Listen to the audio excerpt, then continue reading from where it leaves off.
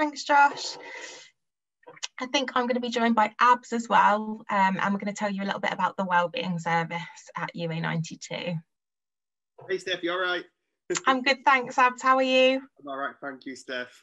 Good. So we're going to talk about the Wellbeing. So Steph, you're the Wellbeing Student Officer. Why is student wellbeing so important at UA92? Well, I think at UA92, the student is definitely the centre of everything that we do. And so their well-being, so mental, emotional, physical, spiritual well-being is super important to us. And that's actually why we've incorporated health and well-being into the curriculum.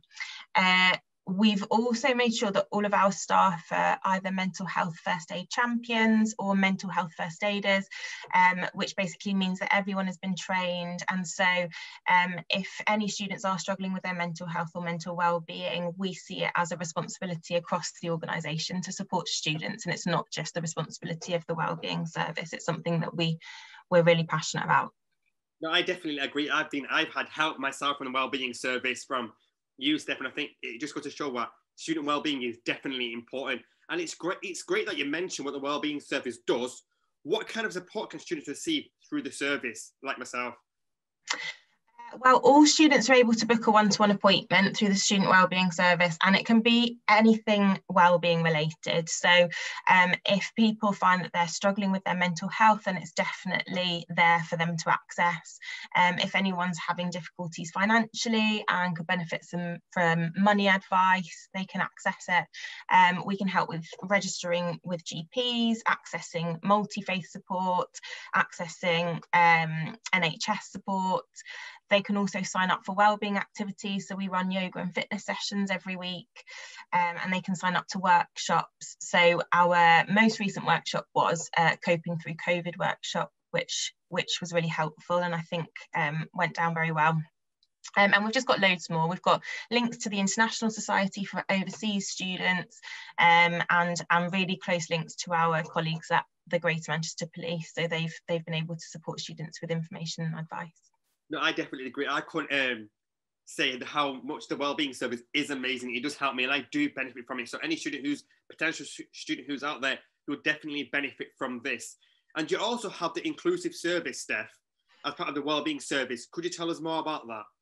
Yeah, so the inclusive support service sits within our wellbeing service, and basically if anyone has a disability, a long-term health condition, mental health condition, specific learning difficulty like dyslexia, or anything that means that they might have a few more additional needs, then they can access the inclusive support service. And through that, we can provide loads of support. So we can set up support plans for students at UA92, and we can also help them to access disabled students' allowances, which provides loads of really helpful support to students. So if any potential students feel as though they would fit into that category, then please do contact me and we can have a chat through all of the support that's available. Just echoing what you're saying, with you helping people like disabled student allowance, I've had help myself from you, my dyslexia, I'm ADHD. And I feel like, don't be ashamed to ask for help. If you ask for help, it'll be so much easier. Like I've got student support plan in place, which is helping me with my tutors as well. So giving people a much more understanding of what support I may need. And it's great to show that we are making a movement here at UA92 and wellbeing is so important. Do you have any tips for how we can stay well during this current lockdown? Yeah, I think it's a really tough time, but I think there are some small things that we can do that actually will make quite a big difference. So things like creating a structure and a routine to our days, particularly when we're not able to do as much at the moment, staying connected with other people, so going for a walk with someone or staying connected via kind of phone, video calls with friends and family. Getting outdoors in nature is always really, really good, and staying active as we can. Sleeping well, trying new things can also be helpful, like new hobbies and learning a language or something like that. I would definitely say take care with news and social media. So I think it's really, really important that we stay informed at the moment, but there is a balance, and so just take care that we're not overloading ourselves with that sort of information all the time. No, and most, yeah, sorry, Abs. Well, I was just going to say, most importantly, self-care is something that I talk about a lot and I think is really important. So anything that we can do that will make us happy or help us to relax or give us energy, doing lots of that is super important at the moment. Echoing what you were saying, Steph, about lockdown and how it affected people, you've helped me through lockdown via Teams calls, and how the news and social media kind of affects my mental health during COVID. And I was quite in a difficult place. And them calls that you were just doing really, really helped me and benefited me.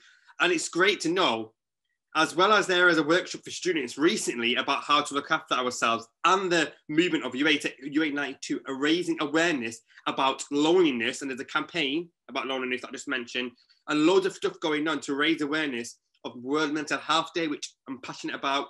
It's just great to know how much of an impact you have, Steph.